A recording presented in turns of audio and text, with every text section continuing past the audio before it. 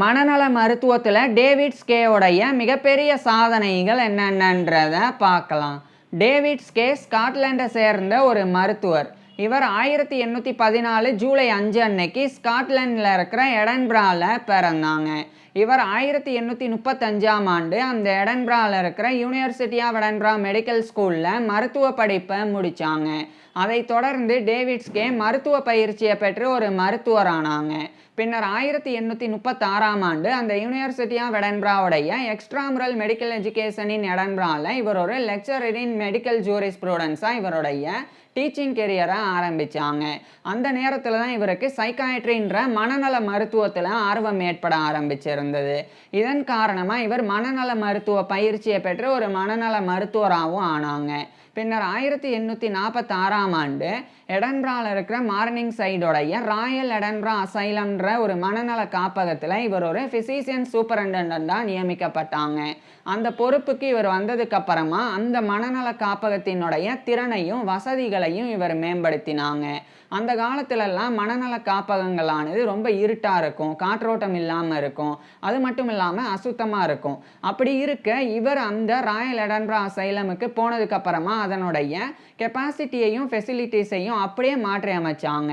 குறிப்பாக அங்கே இருக்கக்கூடிய சூழல், அந்த இருட்டு, அதுக்கப்புறம் காற்றோட்டமின்மை, அதெல்லாம் மாற்றி வெயில் படுற மாதிரியும் காற்றோட்டமாகவும் அந்த ஒரு மனநல காப்பகத்தை இவர் மாற்றி அமைச்சாங்க.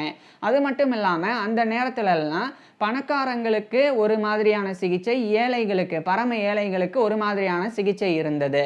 உதாரணத்துக்கு இப்போ ஒரு பணக்காரர் மனநோயாளியாக இருந்தால் அவருக்கு வழங்கப்படக்கூடிய சிகிச்சையும், ஒரு பரம ஏழை நோயாளியாக இருந்தால் அவருக்கு வழங்கப்படக்கூடிய சிகிச்சையும் வித்தியாசமாக இருக்கும். பணக்காரங்களினுடைய வீட்டிலேருந்து வந்த மனநோயாளிகளுக்கு சரியான ஒரு சிகிச்சை வழங்குவாங்க, நல்ல உணவு கொடுப்பாங்க, நல்ல இடத்துல வச்சு பார்த்துப்பாங்க. அதுவே இந்த பரம ஏழைகள், அவங்களுடைய வீட்டிலேருந்து மனநோயாளிகள் வந்திருந்தால் அவங்கள இருட்டு அறையில் அப்படியே அடைச்சி போட்டுருவாங்க. அவ்வளோதான், அங்கே அவங்க அடைக்கப்பட்டவாறு தான் இருப்பாங்க. ஏன்னா அவங்க சீக்கிரம் செத்து போயிடுவாங்க அப்படின்னு சொல்லி அப்படியே மனநல மருத்துவர்கள் விட்டு வச்சிருவாங்க. அப்படி இருக்க டேவிட் ஸ்கே இந்த பாரபட்சம் இருக்கக்கூடாது, எல்லாரையும் மனநோயாளிகளாக தான் பார்க்கணுமே ஒழிய, பணம் இருக்குது இவங்க பணம் கொடுக்குறாங்க அப்படின்றதுக்காகவும் மற்றவங்க பணம் கொடுக்க மாட்டாங்க அப்படின்றதுக்காகவும் இந்த சிகிச்சை முறைகளில் மாற்றம் இருக்கக்கூடாது அப்படின்னு இவர் வலியுறுத்தினாங்க. அதன் மூலமாக அந்த ராயல் எடன்பரா அசைலமில் இவர் பல மாற்றங்களை செஞ்சாங்க. அதில் குறிப்பாக ஏழைகள், பணக்காரங்க அப்படின்ற அந்த வித்தியாசம் இல்லாமல் எல்லாருக்கும் ஒரே மாதிரியான அந்த அறைகளை வகுத்து கொடுத்தாங்க. அதுக்கப்புறம் அவங்களுக்கு உண்டான விதிகளும் அதே மாதிரி தான். மேலும் அவங்களுக்கு வழங்கப்படக்கூடிய சிகிச்சை, அந்த சிகிச்சைகளையும் இவர் ஒரே மாதிரி வழங்க ஆரம்பிக்கிறாங்க. அந்த காலத்துலலாம் பெருசாக மனநல மருத்துவர்கள் மனநோயாளிகளுக்கு சிகிச்சையெல்லாம் கொடுக்க மாட்டாங்க, அப்படியே விட்டுருவாங்க. அவங்க கத்துறாங்களா, அப்போ அதை கத்துறாங்கன்னா அதுக்கேற்ற மருந்து கொடுத்து அவங்கள தூங்க வைக்கிறது, அடம் பிடிக்கிறாங்களா அவங்கள கட்டி போடுறது, இது மாதிரி தான் பண்ணாங்க. ஆனால் இவர் இந்த மாதிரி இருக்கக்கூடாது, அது சயின்டிஃபிக்காக மாற்றி அந்த மனநோயாளிகளுக்கு உண்டான சிகிச்சைகள் முறையாக வழங்கப்படணும் அப்படின்னு அதுக்குண்டான முயற்சிகளை இவர் மேற்கொண்டாங்க. அதுக்காக இவர் ஒவ்வொரு மனநோயாளிகளும் என்ன மாதிரி நடந்துக்கிறாங்க அதை இவர் குறிப்பாக எடுத்துக்க ஆரம்பிக்கிறாங்க. இப்போ ஒரு மனநோயாளி கத்துறார் அப்படின்னா அவர் கத்துறார், இந்த மாதிரி நிகழ்வை பார்க்கும்போது சத்தம் அதிகரிக்குது, அதுவே இந்த மாதிரியான சூழ்நிலையில் அவர் கத்தாமல் அமைதியாக இருக்கிறார். ஸோ அந்த மாதிரி ஒவ்வொரு விஷயத்தையும் டேவிட் ஸ்கே நோட் பண்ண ஆரம்பிக்கிறாங்க. அப்படி பண்றதன் மூலமா இப்போ அந்த மனநோயாளிகள் இறந்து போயிட்டாங்க அப்படின்னா, அதுல குறிப்பா அந்த கோவப்பட்டு அமைதியான அந்த மனநோயாளி இறந்து போயிட்டா, அந்த மனநோயாளியினுடைய பிரேதத்தை இவர் அறுத்து அதுக்குள்ள இருக்கக்கூடிய மூளை, நரம்புலாம் எப்படி இருக்கு அதை இவர் பார்த்தாங்க. அப்ப குறிப்பிட்ட இடத்துல மூளையில ஒரு வீக்கம் இருக்குது அப்படின்னா அப்போ அதை எழுதி வச்சுட்டு, அப்போ இந்த வீக்கம் இருந்திருக்கு, அதனால தான் இவர் கத்தி இருக்கிறாங்க, அதுக்கப்புறம் அடம் பிடிச்சிருக்கிறாங்க அப்படின்னு எழுதி வைப்பாங்க. அப்போ இந்த மனநோயாளி மாதிரியே வேற யாராவது கத்தும்போது இதே பேட்டர்னில் கத்துறது கொஞ்ச நேரம் அமைதியாகிறது. ஸோ இந்த மாதிரி இருந்தால் அப்போ டேவிட் ஸ்கே இதை அடிப்படையாக வச்சு அப்போ இவருக்கும் மூளையில் வீக்கம் இருக்க வாய்ப்பு இருக்குது அப்படின்னு சொல்லி கணிப்பாங்க. அதுக்கப்புறம் அதுக்கேற்ற சிகிச்சை முறைகளை தொடருவாங்க.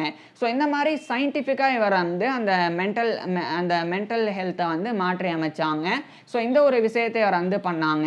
அதுக்கப்புறமா அந்த காலத்துலலாம் இது ஒரு சோசியல் டிஃபெக்டாக பார்க்கப்பட்டது. அதாவது இன்சைன் பீப்புள், மனநோயாளிகள் இருக்கிறாங்கன்னா அவங்களுக்கு ஏதோ பேய் பிடிச்சிருச்சு அல்லது அவங்களுடைய குணம் கெட்ட குணமாக மாறிடுச்சு, அவங்க வந்து சபிக்கப்பட்டவங்க அந்த மாதிரி வந்து பார்க்கப்பட்டாங்க.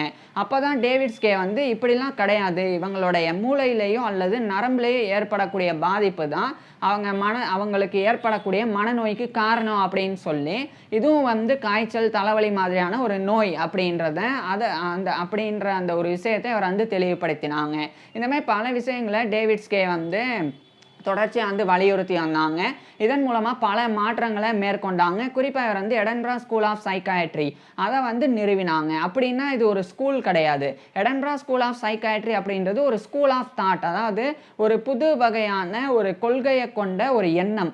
ஸோ அந்த ஒரு எண்ணத்தை இவர் வந்து உருவாக்கி இவருடைய மாணவர்களுக்கும் ஜூனியர் ஸ்டாஃப்ஸுக்கும் வந்து கற்பிக்க தொடங்கினாங்க. அதாவது ஒரு மனநோயாளி இருந்தால் அந்த மனநோயாளிக்கு மருந்து கொடுத்து அந்த மனநோயாளியை கட்டி போட மட்டும் செய்யாமல் அந்த மனநோயாளி எப்போ எந்த மாதிரி நடந்துக்கிறாங்க அப்படின்றத கவனிக்கணும். அதுக்கப்புறம் அவங்க இறந்து போனால் அவங்களுடைய உடலை ஆய்வு செஞ்சு அதன் மூலமாக என்ன நடந்திருக்க வாய்ப்பு இருக்குது அப்படின்றத தெரிஞ்சுக்கணும். ஸோ இந்த மாதிரிலாம் இவர் வந்து கற்பித்து வந்தாங்க. இதெல்லாம் வந்து மிகப்பெரிய ஒரு விஷயமா இருந்தது. இந்த நிலையில தான் 1863ஆம் ஆண்டு இங்கிலாந்துடைய லண்டனில் இருக்கிற ராயல் காலேஜ் ஆஃப் ஃபிசிசியன்ஸ் அங்கே ஒரு உரை நிகழ்த்துறதுக்கு இவர் வந்து அழைக்கப்பட்டாங்க. அப்போ அந்த 1863ஆம் ஆண்டு இவர் வந்து உரை நிகழ்த்தும் போது ஒரு முக்கியமான விஷயத்தை தெரிவித்தாங்க. என்னன்னா, இன்சானிட்டியோடைய நேச்சுரல் ஹிஸ்ட்ரியை பார்க்கணும் அப்படின்னு வலியுறுத்தினாங்க. அப்படின்னா என்னன்றது சொல்கிறேன். பொதுவாக அந்த காலத்துலலாம் மனநோய்களை வந்து 2 வகையாக கிளாஸிஃபை பண்ணாங்க மெயினாக. ஒன்று வந்து மேனியா, இன்னொன்று மெலன்கோலியா. மேனியா அப்படின்னா என்னென்னா பயங்கரமாக கத்துறது, அலறது, கட்டுப்பாட்டை மீறுறது, அதெல்லாம் அந்த மாதிரி இருக்கக்கூடிய மனநோய்களெல்லாம் மேனியா அப்படின்னு வகை பிரித்தாங்க. அதுவே வந்து அமைதியாக இருக்கிறது, சோகமாக இருக்கிறது, எந்நேரமாக அழுவுறது, அந்த மாதிரி மனநோய் உள்ளவங்களை மெலங்கோலியா அப்படின்னு பிரித்தாங்க. இப்படி மேலோட்டமாக அறிகுறிகளை பார்த்து அந்த கிளாசிஃபிகேஷன் இருந்தது, ஒவ்வொரு மென்டல் டிசீஸும் என்ன மாதிரியானது அப்படின்னு. ஆனால் இவர் வந்து அப்படி பார்க்கக்கூடாது. அதுக்கு மாறாக ஒருத்தர் கத்துறாரு, அலறாரு அப்படின்னா அவருடைய ஃபிசிக்கலாக என்ன மாற்றம் நடக்குது அப்படின்றத பார்க்கணும். அவர் கத்தும்போது நாடி துடிப்பு எப்படி இருக்குது, கண்ணில் இருக்கக்கூடிய பியூப்பிள் அப்படின்ற அந்த ஒரு துளை எப்படி இருக்குது, அது வந்து விரியுதா அல்லது மூடுதா, அதுக்கப்புறம் வந்து அவங்களுடைய நடவடிக்கை, அவங்களுடைய ஹார்ட் பீட் எப்படி இருக்குது அப்படின்னு உடலியலை பார்க்கணும். அப்போ அதை பார்க்கறதன் மூலமாக கை நடுங்குதா, கால் நடுங்குதா, அவங்களால நடக்க முடியலையா, அதெல்லாம் பார்க்கணும். அப்போ தான் வந்து எந்த நரம்பில் பாதிப்பு இருக்குது, எந்த மூளையில் பாதிப்பு இருக்குன்னு தெரிஞ்சுக்க முடியும். ஸோ ஒரு நோய் ஏற்பட்டால் அதை அறிகுறிகளை மட்டும் அடிப்படையாக வச்சு அதை பிரிக்காமல் அதுக்கு மாறாக அதனுடைய ஒட்டுமொத்த ஈட்டியாலஜியையே, அதை தான் இவர் நேச்சுரல் ஹிஸ்ட்ரி அப்படின்னு சொன்னாங்க. அதாவது நோய்க்குண்டான காரணத்தையே தெரிஞ்சுக்கணும், அதுக்கப்புறம் அதை வகை பிரிக்கணும் அப்படின்னு இவர் வலியுறுத்தினாங்க. அப்படி பண்ணதில் இவர் 2 விதமாக வந்து பிரிச்சிருந்தாங்க. உதாரணத்துக்கு ஃபிசிக்கலாக மட்டும் இல்லாமல் லைஃப் ஸ்டேஜஸாகவும் பிரித்தாங்க. அப்படின்னா சில நேரங்களில் சில பருவ மாற்றம் நடக்கும்போது, இப்போ ஒரு சிறுவர் சிறுமி இருக்கிறாங்க அப்படின்னா அவங்களுக்கு ஒரு 13லேருந்து 15 வயசு இந்த மாதிரி வயசு வந்து ஆகும்போது சில நேரங்களில் அதிகப்படியான ஹார்மோன்ஸ் வந்து கண்ணா பின்னான்னு சுரக்கும். அப்படி சுரக்கும் போது அவங்களுடைய மனநிலை வந்து மாறும், தப்பு செய்ய தோணும், இல்லைன்னா வேற ஏதாவது கத்த தோணும், இந்த மாதிரி வந்து மாறுவாங்க. அப்போ ஏற்படக்கூடிய மனநல பாதிப்பு அதை வந்து இன்சானிட்டி ஆஃப் பியூபன்சி அப்படின்னு சொல்லி, அதாவது இன்சானிட்டி ஆஃப் பியூபன்ஸ் அப்படின்னு சொல்லி இவரை அதுக்கு வந்து பேரிட்டாங்க. அதுவே வந்து சில நபர்கள் வந்து வயதாக அவங்களுடைய மூளையில் இருக்கக்கூடிய செல்கள், நரம்பு செல்கள் எல்லாம் ரொம்ப சேதமடைய ஆரம்பிக்கும். அதன் மூலமாக ஆரம்பத்தில் மறதி ஏற்பட ஆரம்பித்து போக போக மனநோய் ஏற்படும். அதை வந்து சீனைல் இன்சானிட்டி அப்படின்னு சொல்லி பிரித்தாங்க. இந்த மாதிரி வகை பிரிக்கணும் அப்படின்னு சொல்லி லைஃப் ஸ்டேஜஸையும் அடிப்படையாக வச்சு அந்த வயசில் என்ன பாதிப்பு வரும் அப்படின்றதையும் இவர் வந்து விளக்கி சொன்னாங்க. இப்படியெல்லாம் இவர் வந்து மென்டல் டிசீஸை கிளாசிஃபை பண்ணாங்க. அப்போ தான் 1873 இந்த காலகட்டத்தில் அந்த ஸ்காட்லாண்டுடைய எடன்பராவில் இருக்கிற royal college of physicians of Edinburgh, இந்த முறை எடன்பராவில் இருக்கிற ராயல் காலேஜ் ஆஃப் ஃபிசிசியன்ஸ், அங்கே வந்து இவர் வந்து மோரிசோனியன் லெக்சர்ஸ் ஆன் இன்சானிட்டி அந்த ஒரு தலைப்பில் விரிவுரை கொடுக்கறதுக்கு அழைக்கப்பட்டிருந்தாங்க. அப்போ அந்த விரிவுரையை இவர் தயார் செஞ்சு வந்தாங்க. இவ்வளோ நாள் இவர் செஞ்ச விஷயங்கள், இவர் ஏற்படுத்தின மாற்றங்கள் எல்லாத்தையும் எழுதி வந்தாங்க. நிறைய குறிப்புகளையும் செஞ்சாங்க. இதுக்கிடையில் இதெல்லாம் பண்ணிட்டு இருக்கும் போதே 1873 ஏப்ரல் 18 அன்னைக்கு இவருடைய கிட்டத்தட்ட 58 வயசுலேயே இவர் வந்து இறந்து போயிடுறாங்க. இவர் வந்து இறந்து போனதுக்கு அப்புறமா அந்த மோரிசோனியன் லெக்சர்ஸ் ஆன் இன்சானிட்டி அதை வந்து இவருடைய ஸ்டூடெண்ட்ஸ் ஜூனியர் ஸ்டாஃப்ஸ் எல்லாம் வந்து இவர் எழுதி வச்சிருந்த குறிப்பெல்லாம் எடுத்து இவர் வழங்கினதான் அந்த ஒரு விரிவுரையை அவங்க வந்து வழங்கினாங்க. ஸோ இவர் இறந்த பிறகு இவருடைய விரிவுரையானது பேசப்பட்டது. இதுக்கப்புறம் இவர் வந்து இறந்து போயிருந்தாலும் இவருடைய ஸ்டூடெண்ட்ஸ் குறிப்பாக வந்து தாமஸ் கிளவுஸ்டன் அப்படின்றவர், அதுக்கப்புறம் ஜான் பேடி டியூக், இவங்கெல்லாம் வந்து பிற்காலத்தில் பெரிய பெரிய மனநல மருத்துவர்கள் ஆனாங்க. மனநல மருத்துவத்துறையில் பெரிய பெரிய சாதனைகளை செஞ்சாங்க, முன்னேற்றங்களையும் ஏற்படுத்தினாங்க. அவங்கெல்லாம் டேவிட் ஸ்கேவோடைய ஸ்டூடெண்ட்ஸாக தான் இருந்தாங்க. ஸோ இந்த அளவுக்கு டேவிட் ஸ்கே வந்து மனநல காப்பகத்தை மாற்றி அமைச்சதில் ஆரம்பித்து மனநோயை பார்க்கக்கூடிய கண்ணோட்டத்தை மாற்றி மனநோயினுடைய வகை பிரித்தலை முறைப்படுத்தி நிறைய விரிவுரைகளை கொடுத்து எக்கச்சக்கமான மாணவர்கள் வந்து பிற்காலத்தில் மனநல மருத்துவத்தில் முன்னேற்றம் ஏற்படுறதுக்கு காரணமாக இருக்கிறது வரைக்கும் பல சாதனைகள் பண்ணியிருக்கிறாங்க. இப்பேற்பட்ட டேவிட் ஸ்கே பற்றி நீங்கள் என்ன நினைக்கிறீங்க அதை கீழே கமெண்ட்ஸில் சொல்லுங்கள். அதேமாதிரி இவருடைய ஃபுல் லைஃப் ஹிஸ்ட்ரியை நான் ஏற்கனவே பேசியிருக்கேன். அதை பார்க்குறதுக்கு கீழே டிஸ்கிரிப்ஷனில் லிங்க் கொடுத்துருக்குறேன், கட்டாயமாக பாருங்கள். அது மட்டும் இல்லாமல் நான் பேசின எல்லா விஷயங்களையுமே டெக்ஸ்ட்டாகவும் டிஸ்கிரிப்ஷனில் கொடுத்துருக்குறேன், வேணும்னா அதையும் படித்து பார்க்கலாம். தேங்க்யூ.